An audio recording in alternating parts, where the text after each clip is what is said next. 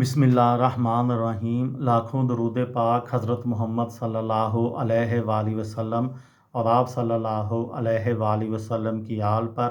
السلام علیکم، میرا نام افتخار احمد ہے اور آپ میرا یوٹیوب چینل نالج دیکھ رہے ہیں۔ میر مرتضیٰ بھٹو، جو کہ ذوالفقار علی بھٹو کی حقیقی وارث تھے اور اپنی بہن کی دور حکومت میں مارے گئے، ان کے متعلق ایک سیریز شروع کی ہوئی ہے۔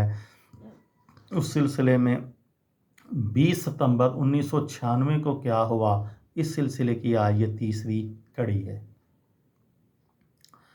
تھانہ کلفٹن کے ایڈیشنل ایس ایچ او خرم وارث پولیس کے وہ پہلے تفتیشی افسر تھے جو اس جھڑپ کے موقع پر پہنچے تھے۔ خرم وارث کا کہنا ہے کہ تھانے سے پولیس اس منصوبے کے تحت گئی تھی کہ قافلے کو روک کر ان کے اسلحے کے لائسنس چیک کرنے تھے۔ پولیس کی تو تعداد بھی اتنی نہیں تھی کہ کسی تصادم کا خدشہ ہوتا۔ خرم وارث نے بھی وہی بات کی جو ایک انتہائی سینئر افسر کر چکے تھے، یعنی یہ کہ ایس ایچ او سیال تصادم کے قائل نہیں تھے۔ سیال میرا ایس ایچ او رہا ہے اور ہم نے ساتھ بڑا کام کیا ہے۔ یقین کیجئے سیال تو گیلی زمین پر پیر رکھنے جیسا رسک نہیں لیتا تھا۔ بات کی تفصیلات بتاتے ہوئے پولیس افسران نے گفتگو کے کئی ادوار میں بتایا کہ جب مرتضیٰ بھٹو کو واپس آتے وقت روکنے پر اتفاق ہوا تو S S P Wajid Durrani نے ٹریفک چوکی میں بیٹھ کر آپریشن کی کمانڈ کا فیصلہ کیا۔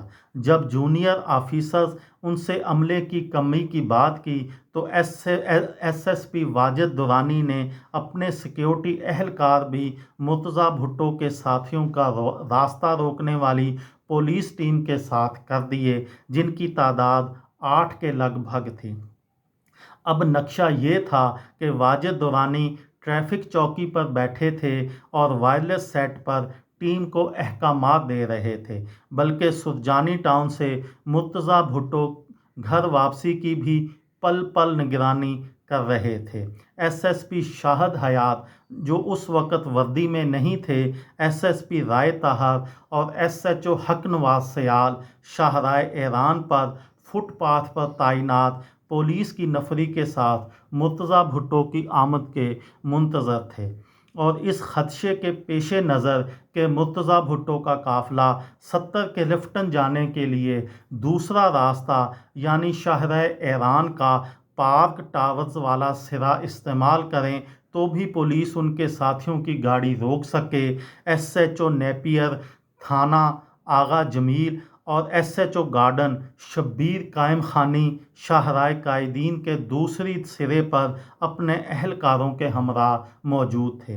راستہ روکنے والی پولیس ٹیم جہاں کھڑی تھی اس کی ایک طرف گلی میں داخل ہوتے ہی مرتضیٰ بھٹو کا گھر 70 کلفٹن تھا، جبکہ دوسری جانب خود ڈی آئی جی کراچی شعیب سڈل کی سرکاری رہائش گاہ تھی۔